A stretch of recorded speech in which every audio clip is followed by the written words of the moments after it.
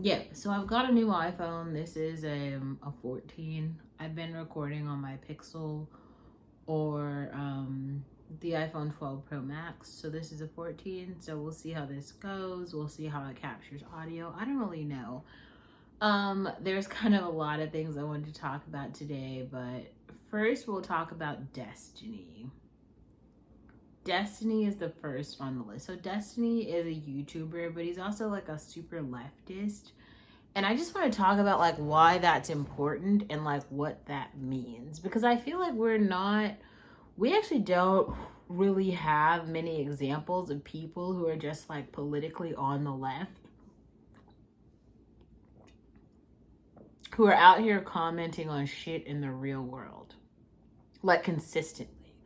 Like, oh, this happened, and then this happened, and then this happened, and here's how I feel about this, and here's how this person who's not a leftist feels like this. And so it's cool to have like Destiny come on and debate Ben Shapiro, who's a super conservative, so you guys can literally see the differences between like the political standpoints, which is really important. And I wanted to come on and talk about that specifically. So I definitely think you should go watch the Destiny and Ben Shapiro conversation, just because like I think a lot of people are just so unfamiliar with politics, and so they just believe that like when people are saying they're conservatives who are living by their values, who are on the right, and they talk about Ben Shapiro, and then they're like they're leftists who are like living in their liberal values on the left, and they talk about Destiny. These are real people who have like real channels that span back a long time, and I guess I watched a few Destiny videos today, and I kind of get it. Like Destiny has an actual life that he's lived on the left, right? Like he didn't just pop out yesterday. He actually like has lived an adult life in America as a liberal. And I feel like that means a lot. And I feel like that's actually why a lot of people relate to him, why a lot of people respect and like him, because it does make sense. There are some people who are just so out of touch in reality where they don't actually have lived experiences that relate to anything that like you and I have been through. So trying to listen to them is kind of like bullshit. They just all sound like they're just like making things up, and they kind of sound stupid. So when you actually get to a person who's like lived through something where you're like, oh, this is relatable in some sense to like something that I've been through, you're like grasping onto them for thin air because you're like, finally, like something that makes sense. So he also talked about like college debt with Candace Owens. Now, I'm going to put the link to that video in the description box because I actually do think that you should listen to it yourself. The point here, though, is that he's basically calling out Candace Owens for bullshitting about her socioeconomic background, and he points to like multiple examples of how she's lied about her like family wealth. He also heavily criticizes middle class people, which I feel like a lot of people are just like kind of like invisible to the existence of middle class people. There are a lot of people who are middle class, and including a lot of people of color who are middle class, but for some reason like you guys like refuse to acknowledge our existence. Being middle class means that you have privilege and that you can like buy certain privileges. I've kind of like been a life maxer in a lot of senses. So the reason I can talk about like real shit that I've been through, real things that I've done, internships, work experience, relationships, and all types of things that I've had that other people are just like making them up on the internet, and I'm like, no, that's my like real experience, is because of life maxing and because of the privileges that are awarded being actually middle class. You're not middle class if you're making, like, even if you are a nurse or something, but you're making $30,000 a year in Louisiana, you're not really middle class because, like, in the Bay Area, to be middle class, you need to be making $120,000 a year. I think it's even more than that. It might be like 170 now. $170,000 is like middle class. Imagine all the shit that you can buy with $170,000. The cost of living is very high, but imagine like for the average family, how much more they're getting than the person who's making $30,000 a year. It's kind of invisible to some people because they're like, well, we all have roads and we all have McDonald's. It isn't the same. And Destiny was kind of getting at that, and I just appreciated the conversation, because so many people brush over it like, sorry, I've got the hiccups, like it doesn't matter. And oh my god, it does so much.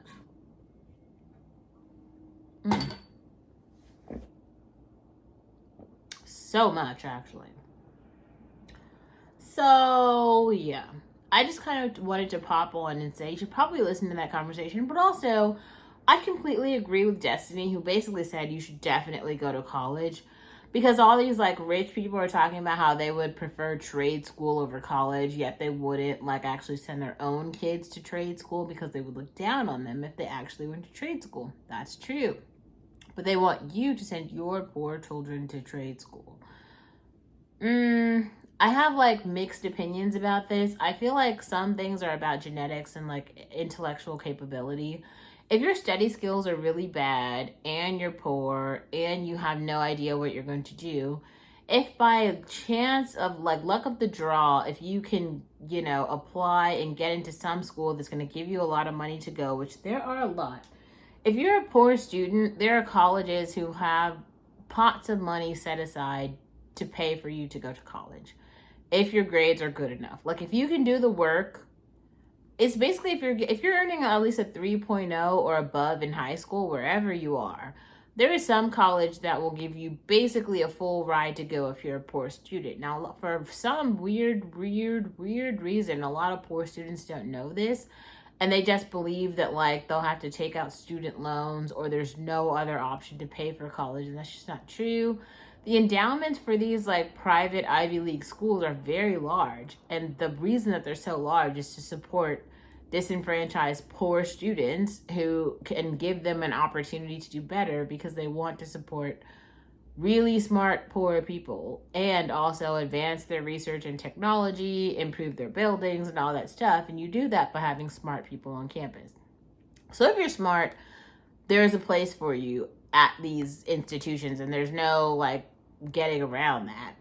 The problem is, like, for some reason, every single parent of a poor student believes that because their student showed up to class every day, that in and of itself is enough to make them like just so smart and deserving that they should now have a place at Harvard, which is like nuts, right? Like they all believe that like they should all have all of the things and that everyone is going to be uber successful just because their kid like went to school every day, and that's just not the case. Like having study skills and earning like grades mean things because understanding the material and being able to engage with it means something. It's like the conversation around comprehension and literacy and knowing what those things mean and being able to read something on paper and then contextualize it in the real world. That's what like phonics is. And I've talked about this on the channel, so if you care to look up my name and like phonics or comprehension or something to be able to learn about that. I'm not going to talk about it again. I don't like re-explaining concepts that I've already explained. Anyway, so the problem with a lot of these parents who have not been successful themselves and who are just like looking at other people's success and they're saying, well, my kid can just follow the path and then they'll be okay, is like, obviously everyone is not going to get into NYU, into like UC Berkeley, into UC Davis, into Tisch, into Columbia, into Harvard. Those schools are like heavily sought after, either because of it could be because of the price, it could be because of the location. There are things about those institutions that make them really great, including location. Like being in California is a prime location. Really, all the UCs, they're in all like good locations. The whole community is like, it's like formed for college students to thrive. Everyone in the world who thinks that their kid is smart isn't getting in. Just luck of the draw, right? So even every year as everyone gets smarter and better and technology gets better and you're like, oh, well, now my kid has an iPad. So yeah, well, guess what? Do you know that Nepo kid from Silicon Valley? He has 3 iPads, 2 tutors, Kumon, and everything else that you can't afford. And as the bar gets higher and higher and higher, that kid's gonna get smarter and smarter and smarter. Maybe we can actually do a read along about like Palo Alto and the kids committing suicide who are like hopping off the train. Maybe I'll do a read along of that next, just because I have some more time tonight, and I think it's probably useful to like unpack that. So we'll do that, and then we'll kind of come back, and maybe I'll talk about this again tomorrow.